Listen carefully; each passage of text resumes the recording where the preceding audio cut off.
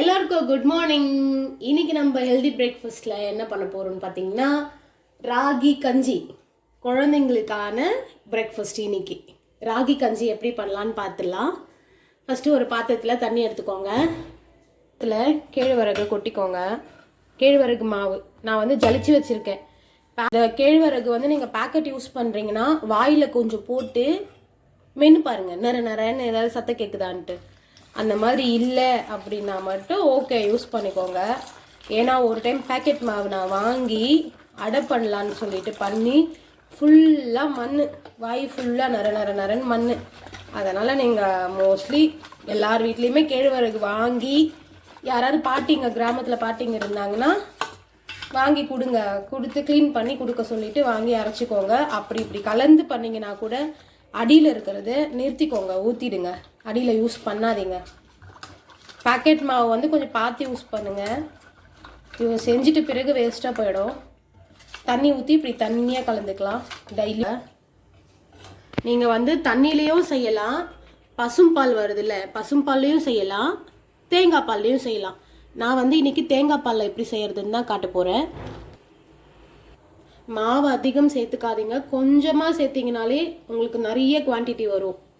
ஒரு சின்ன டம்ளர், நம்ம டீ குடிக்கிறோம்ல குட்டி டம்ளர், அந்த டம்ளர்லேயே சேர்த்திங்கனாலே 3 பேர் 4 பேர் தாராளமாக இது குடிக்கலாம் காலையில். ஓகே, தண்ணி கொதிச்சிடுச்சு. நம்ம இப்படி கலந்து வச்சுருக்கிறத மிக்ஸ் பண்ணி ஊற்றிக்கோங்க. கை விடாமல் தொழுவுங்க.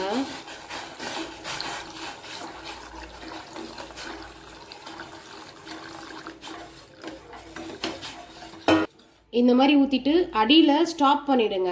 எனக்கு லைட்டாக ஒரு பயம், வீட்டில் அரைச்சது தான் இருந்தாலுமே வந்து நான் அடியில் இந்த மாதிரி நிறுத்திடுங்க. நிறுத்திட்டு நல்லா கொதிக்க விடுங்க. நல்லா கொதிக்கணும். சரியாக கொதிக்காமல் பச்சையாகவே இருந்ததுன்னா குழந்தைங்களுக்குலாம் ஒத்துக்காது, லூஸ் மோஷன் ஆகும். நீங்கள் வந்து இது ராகியோட கலரே பார்த்திங்கன்னா நல்லா ப்ரௌனாக வெந்த மாதிரி நல்லா ப்ரௌனாக ஆகும். இப்போ இதுலேயே உங்களுக்கு தெரிஞ்சிருக்கும். கலரும் போது பாருங்கள், ஊற்றும் போது ஒரு கலர் இருக்கும், அது வந்து நல்லா கொதிச்சிருச்சு வெந்துருச்சுன்னா ஒரு கலர் மாறும். நீங்கள் இந்த தண்ணி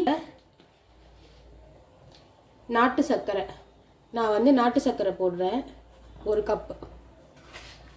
எவ்வளோ தேவையோ உங்களுக்கு, ஸ்வீட் எவ்வளோ வேணுமோ அவ்வளோ போட்டுக்கோங்க.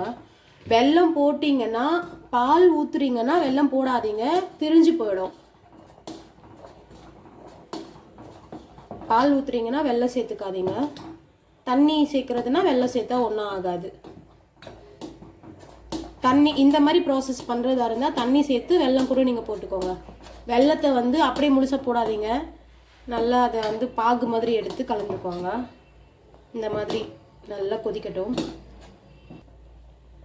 நாட்டு சர்க்கரை போட்டால் பால் வந்து கெட்டு போகாது. வெல்லம் போட்டிங்கன்னா பால் கெட்டு போயிடும். வெல்லத்தில் வந்து சுண்ணாம்பு சேர்ப்பாங்கல்ல, அதனால் வந்து வெல்லம் போட்டிங்கன்னா பால் திரிஞ்சிடும்.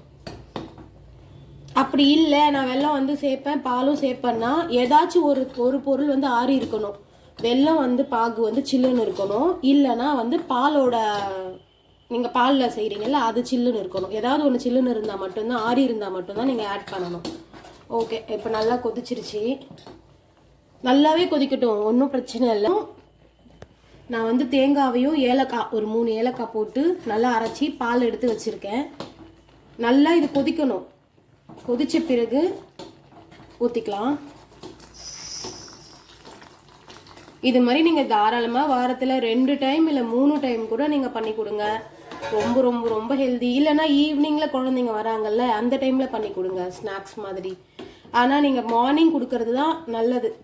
மார்னிங் கொடுத்தீங்கன்னா தான் கொஞ்சம் அன்றைக்கி ஃபுல்லாகவே அவங்களுக்கு வந்து எனர்ஜி இருக்கும். தேங்காய் பால் ஊற்றிட்டு ரொம்ப நேரம் கொதிக்க விடாதீங்க. கொதி வந்தால் போதும். இந்த கன்சிஸ்டன்சி இருந்தாலே ஓகே. இந்த மாதிரி தண்ணியை டைல்யூட்டாகவே பண்ணிக்கோங்க, ரொம்ப திக்காக வேண்டாம். இதை வந்து சுகர் பேஷண்ட்ஸும் வந்து தாராளமாக குடிக்கலாம். ஆனால் வந்து சர்க்கரை சேர்த்துக்காதீங்க. தேங்காய் பால் ஊற்றிட்டு டக்குன்னு வெல்லம் போட்டு உங்களுக்கு எவ்வளோ ஸ்வீட்னஸ் வேணுமோ ஆஃப் பண்ணிவிடுங்க. தேங்காய் பால் ஊற்றிட்டு கொதி வரக்கூடாது. இதில் வந்து நான் வந்து தேங்காய் வந்து துருவி வச்சுருக்கேன். துருவ எனக்கு சரியாக வராது, அதனால் நான் மிக்சியில் பண்ணி ஒரு 2 கிரைண்ட் போட்டு விட்டுருக்கேன். இதில் வந்து நீங்கள் இந்த மாதிரி தூவிக்கோங்க. தூவிட்டு கலந்துட்டு நீங்கள் வந்து சர்வ் பண்ணிக்கலாம்.